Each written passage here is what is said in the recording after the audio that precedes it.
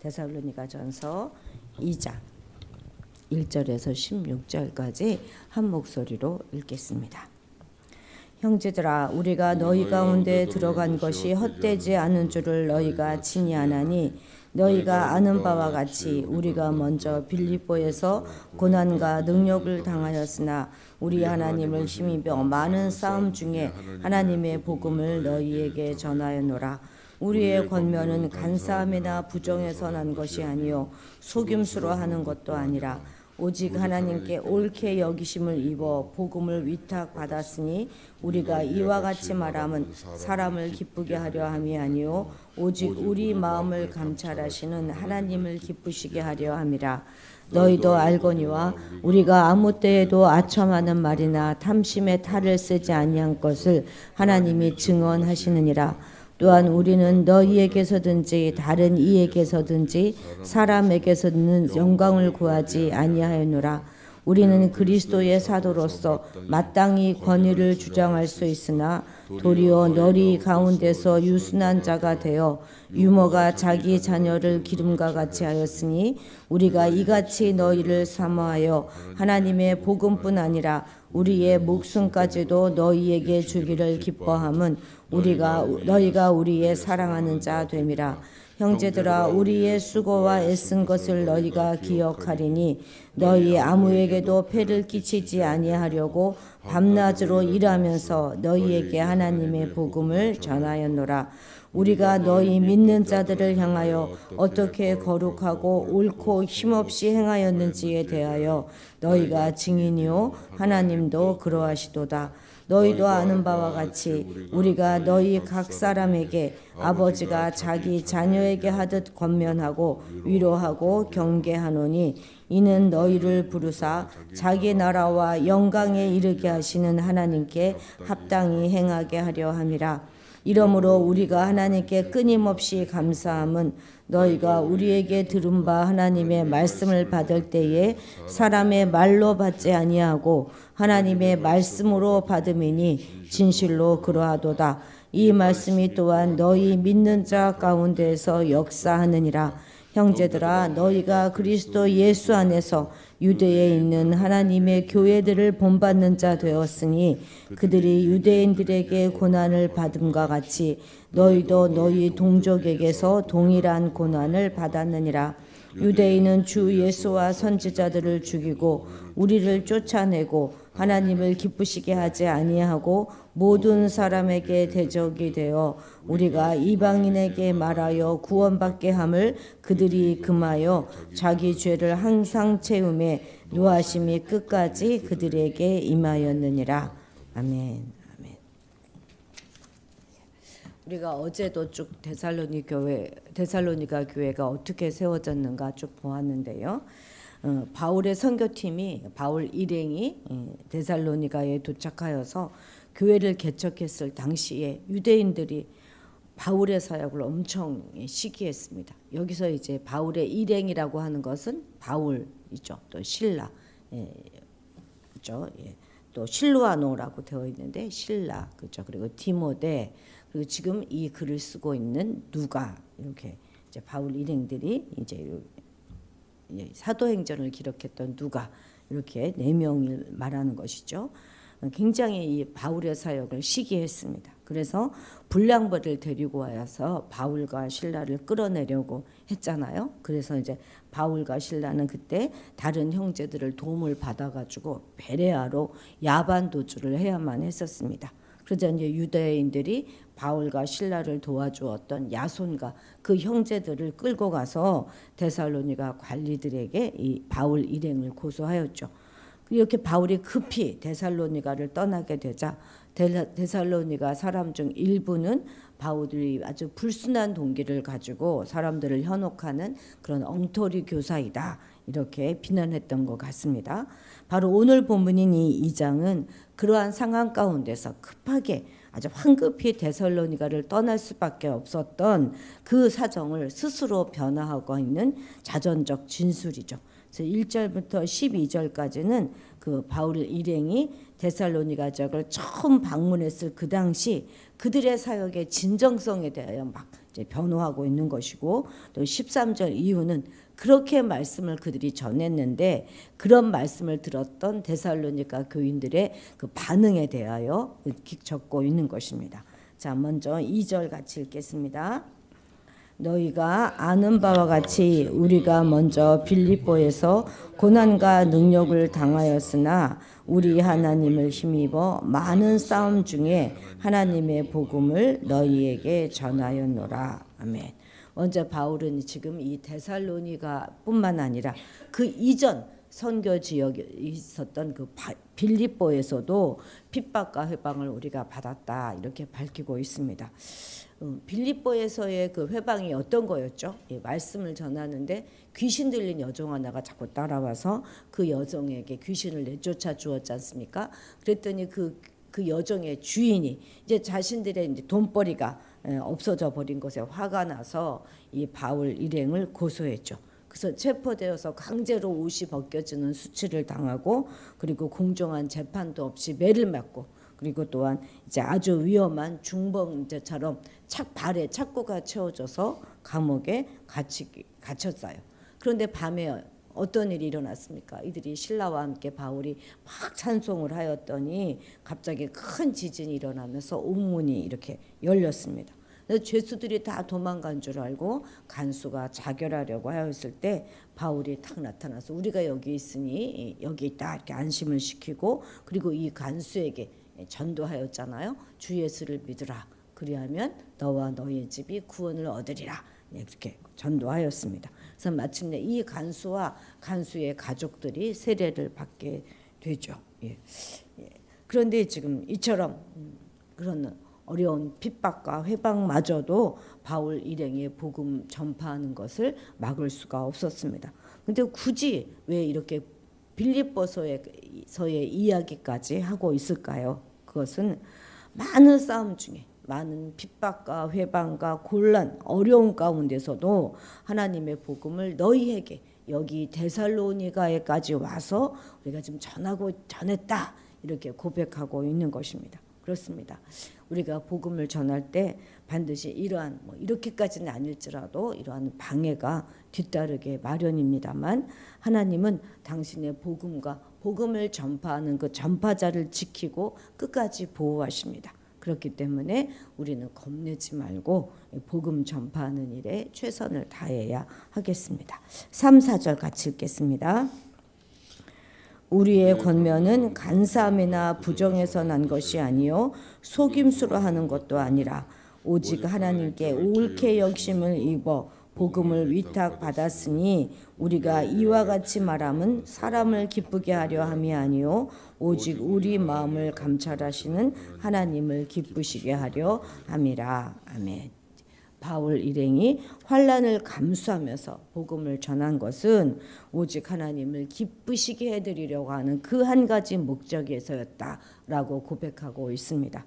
데살로니가 성도들의 마음을 훔쳐서 자기 사람으로 만들거나 또 사람의 영광을 구하거나 어떤 사적인 이익을 도모하려는 생각은 추호도 없었던 것이죠. 그들의 그 헌신의 이유는 다른 동기나 남을 속이려고 하는 불순한 이유에서 시작된 것이 아니라 오직 마음을 감찰하시는 하나님 앞에서 인정받는 것, 바로 그 한 가지였습니다. 여기서 감찰하다 하는 말을 헬라어 그 원어로 살펴보면은요, 시험하다, 검사하다 하는 그 동사와 같은 그런 어원을 가진 그런 말입니다. 그러니까 하나님께서는 우리의 마음이 참된지 그릇된지를 알아보기 위해서 늘 시험하시는 분이라는 사실을 우리가 꼭 기억해야 한다는 것입니다. 다시 말해 모든 상도의 삶, 그 생활 전체는 하나님의 엄밀한 검사를 받는 시험대 위에 늘 놓이게 된다는 것입니다.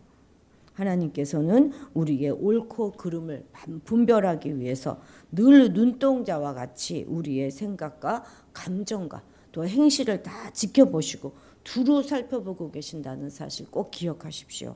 하나님께 인정받는 섬김은 오직 그 동기가 뭐라는 거예요. 하나님을 기쁘시게 하는 그것의 동기, 그 동기에서 시작하고 또 하나님을 기쁘시게 하는 그 결과를 맺는 일을 위하여 수고해야 하는 것이죠. 자, 우리 7절 같이 읽겠습니다. 우리는 그리스도의 사도로서 마땅히 권위를 주장할 수 있으나 도리어 너희 가운데서 유순한 자가 되어 유모가 자기 자녀를 기름과 같이 하였으니. 아멘. 바울 일행은 마땅히 자신들의 권위를 행사할 수 있었지만 마치 유모가 자녀를 기르는 것 같이 데살로니가 교회들을 지극한 그런 사랑과 염려로 대했다는 것이죠. 여기서 유머라는 것은 꼭 유머만을 이야기하는 것이 아니라 이 유머로 이 번역된 이 헬라어가 젖먹이다 하는 뜻을 가진 동사와 사실상 이제 같은 그런 의미이기 때문에 이것은 이제 자녀에게 젖을 먹이는 어머니로 이해될 수 있습니다. 그러니까 바울 일행은 때로 어머니처럼 유순하게 사랑과 희생으로 성도를 섬겼고 또 11절에 보면 때로는 아버지처럼 단호하게 복음을 전하기도 했어요. 또한 사도의 권위를 우리 끝까지 주장하지 않았잖아요. 부모처럼 8절에서 보면 목숨을 기쁘게 내어줄 그런 각오로 전했고 또 9절 폐를 끼치지 않으려고 우리는 일하면서 전했습니다. 그만큼 그들을 사랑했다는 거예요. 이런 섬김으로 인해서 성도들을 하나님이 기쁘시게 하는 삶으로 이끌었던 것이죠. 그래서 3주밖에 전하지 않았는데도 불구하고 데살로니가 교회가 그렇게 세워져 갈 수 있었던 것입니다. 그렇습니다. 바로 우리들이 이제 목회자들도 그렇고 교회 리더들은 이런 어머니의 심정을 가져야 하는 것입니다. 어머니의 사랑을 가리켜서 아낌없이 주는 희생적인 사랑이라고 말하지 않습니까? 요즘 우리 시은이를 바라보면서 우리 가족들이 인내하는 것은 지만 어마어마합니다. 자식이니 손주니 그렇게 참아내고 품어주는 것이지 남이라면 그렇게 하겠습니까? 벌써 의절했지. 바로 그러한 마음으로 성도들을 우리 지체들을 품어내야 한다는 것입니다. 그렇게만 우리가 품어낼 수 있다면 금방 하나님의 나라는 부흥하게 될 것입니다. 권위주의적이고 고압적인 자세가 아니라 전적으로 온화하고 친절하고 부드러운 태도를 갖는 것을 우리는 끝까지 잊지 말아야 하겠습니다. 13절 같이 보겠습니다. 이러므로 우리가 하나님께 끊임없이 감사함은 너희가 우리에게 들은 바 하나님의 말씀을 받을 때에 사람의 말로 받지 아니하고 하나님의 말씀으로 받음이니 진실로 그러하도다. 이 말씀이 또한 너희 믿는 자 가운데서 역사하느니라. 아멘. 바울은 자기의 그 복음의 메시지가 사람을 기쁘게 하려고 하는 것이 아니라 하나님을 기쁘시게 하기 위한 것이다 라고 앞에서 고백했잖아요. 그런데 그러한 그의 메시지에 대한 데살로니가 교인들의 반응 역시도 그것을 사람의 말로 받지 아니하고 하나님의 말씀으로 복음을 받아들였다는 거예요. 그래서 그 말씀이 그들 가운데 역사하고 있는 것을 모든 이들이 보게 되었다 이렇게 말하고 있는 것입니다. 그렇습니다. 참으로 하나님의 말씀은 살아 역사합니다. 그것은 역사를 이끌어가고요. 사람을 변화시키고 그리고 자연을 보존합니다. 또한 그것은 아주 실제적이어서 병든 자들을 고치고 그리고 억눌린 자들을 해방시키고 또 지친 자들을 강건케 합니다. 비록 사람의 마음이 바위처럼 완고하고 단단하다 할지라도 하나님의 말씀은 그것을 깨트릴 수 있는 강한 망치와 같습니다. 하나님의 말씀 언제든지 능력으로 일하고 헛되이 돌아오는 법이 없어요. 그런데 모든 사람에게 다 하나님의 말씀이 이처럼 역사하는 것은 아니라는 것, 우리는 그것도 기억해야 합니다. 오직 그 말씀에 순종하여서 믿음으로 화답하는 그때에 비로소 말씀은 능력이 되어 나타나는 것이죠. 물론 우리의 불신이 하나님의 말씀을 폐할 수는 없습니다. 그러나 아무리 능력 있는 하나님의 말씀이라 할지라도 그것을 받는 자의 편에서 두려움과 순종의 마음 없이 받아들인다면 그 사람에게 그것은 단순히 그냥 소리 이외에 아무것도 될 수 없는 것이죠. 우리 히브리서 4장 2절 같이 읽어볼까요? 히브리서 안 하셨다는데 한번 찾아볼까요? 히브리서 4장 2절입니다.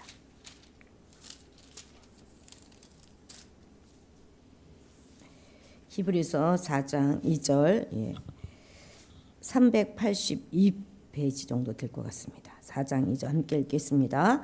그들과 같이 우리도 복음 전함을 받을 자이나 들은 바 그 말씀이 그들에게 유익하지 못한 것은 듣는 자가 믿음과 결부시키지 아니함이라. 아멘. 그렇습니다. 우리가 믿음으로 결부시킬 때 그 말씀이 능력 있는 말씀이 되는 것입니다. 살아서 운동하는 그 하나님의 말씀은 바로 그 말씀을 듣는 자의 믿음 안에서 역사한다 하는 사실 또한 우리는 반드시 명심해야 하겠습니다. 오늘 하루는 우리가 들은 이 복음의 말씀을 우리 자신의 믿음과 결부시킴으로 믿음의 역사를 이루어내는 그런 한날이 되시기를 축복합니다. 기도하시겠습니다. 하나님 아버지, 어떤 방해와 핍박과 어려움 속에서도 복음 전하기를 포기하지 않았던 바울의 모습을 통해 우리의 안일한 모습, 우리의 나약한 모습을 보게 하시니 감사합니다.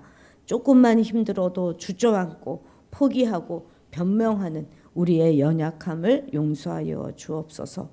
우리를 감찰하시는 하나님 아버지, 우리의 하루하루의 삶이 하나님 앞에 그대로 드러나며 엄밀하게 검사받는 시험대임을 기억하게 하셔서 오늘도 코람데오의 마음을 가지고 살아가게 도와주옵소서. 바울의 담대함을 부어주시고 우리들에게 끝까지 온유함과 친절한 태도를 유지하게 하셔서 다른 사람들을 하나님을 기쁘시게 하는 그 삶으로 이끌 수 있는 우리가 되게 하옵소서. 우리가 날마다 얼마나 많은 말씀을 들으며 살아갑니까? 들었던 말씀을 그냥 마구 흘려보내는 우리가 아니라, 낭비해버리는 우리가 아니라 그 말씀을 우리의 믿음과 결부시킴으로 마침내 크신 하나님의 역사를 우리 삶 가운데 이루어가며 살아가는 우리가 되게 도와주옵소서. 감사드리며 예수님의 이름으로 기도드렸습니다. 아멘. 아멘.